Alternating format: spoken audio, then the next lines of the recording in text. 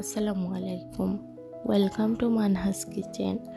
আজ আপনাদের সাথে শেয়ার করব আলু দিয়ে মাটন কষা। তাহলে চলুন মেন রেসিপিতে চলে যাই।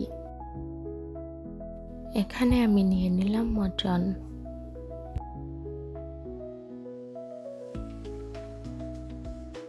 দিয়ে দিলাম 1.5 কাপ সরিষার তেল এবং গরম মশলা।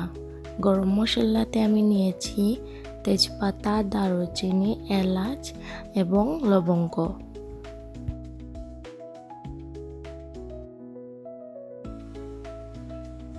2 চা চামচ আদা বাটা, সাথে 2 চা চামচ রসুন বাটা।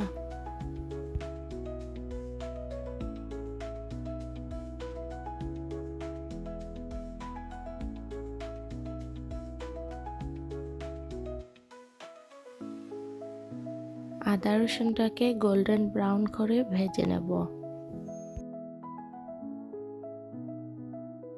আদা রসুনটা ভাজা হয়েছে, এ পর্যায়ে দিয়ে দেব পেঁয়াজ। নিয়ে নিলাম 4 চামচ পেঁয়াজ বাটা।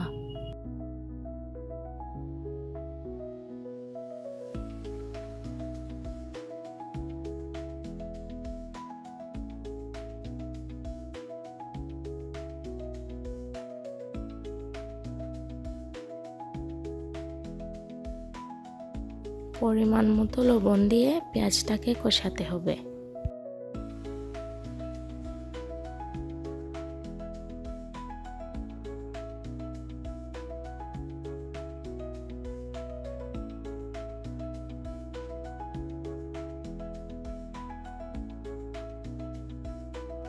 পেঁয়াজটাকে খুব ভালোভাবে কষানো হয়েছে, এ পর্যায়ে অ্যাড করব ধুয়ে রাখা মাংস।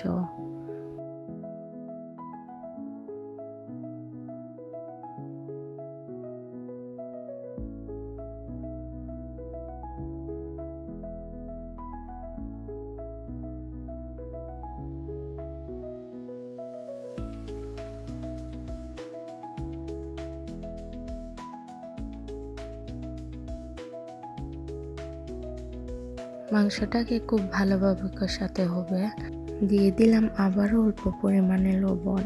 মাংস কষানোর সময় লবণটা দিলে মাংসের ভেতরে ঢোকে, তার জন্য একেবারে লবণটা দেবেন না, অল্প অল্প করে অ্যাড করবেন।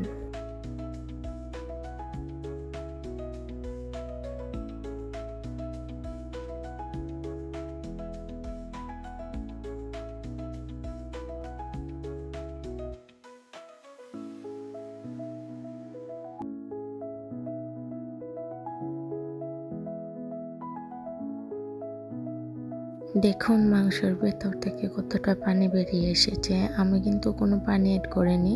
মাংসটাকে যত কষাবেন ততই টেস্টটা বাড়বে, তার জন্য একটু সময় নিয়ে মাংসটাকে কষিয়ে নেবেন। এ পর্যায়ে আমি দিয়ে দেব 1 চা চামচ হলুদের গুঁড়ো, সাথে 1 চা চামচ মরিচের গুঁড়ো এবং জিরে গুঁড়ো, সাথে 5 ফোড়নের গুঁড়ো 1 চা চামচ।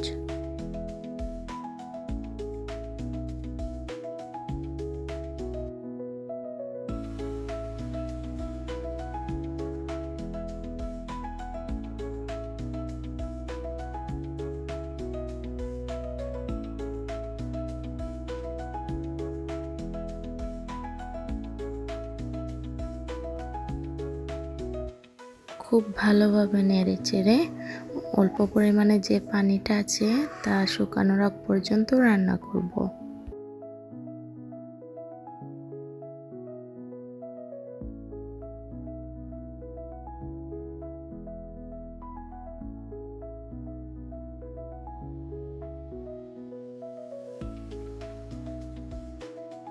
আপনারা দেখতেই পারছেন মাংস থেকে তেলটা খুব সুন্দর ভেসে উঠেছে। এ পর্যায়ে বুঝতে হবে আপনার পানিটা শুকিয়ে গেছে।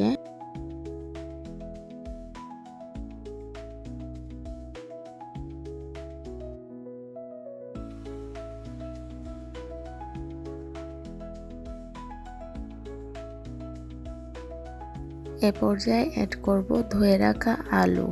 আপনারা চাইলে আলুটাকে স্কিপ করতে পারেন, তবে বাচ্চারা আলু দিয়েই মাংসটা খেতে পছন্দ করে।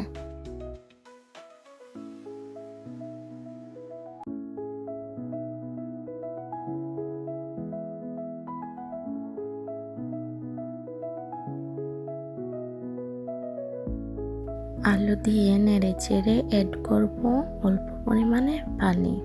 পানিটা দিয়ে রান্না করব 15 মিনিটের মতো।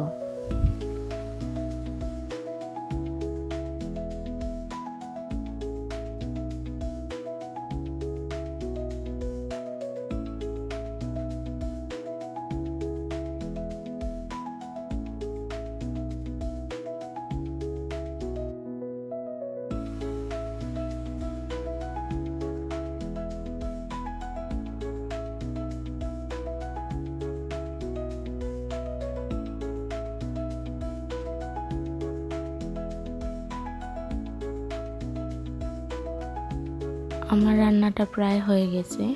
আমি নামানোর পূর্বে অ্যাড করলাম অল্প পরিমাণে জিরের গুঁড়ো। দেখুন রান্নার কালারটা কত সুন্দর এসেছে। অবশ্যই রেসিপিটি বাসায় ট্রাই করবেন। খুব সহজেই আপনাদের সাথে রেসিপিটি শেয়ার করলাম।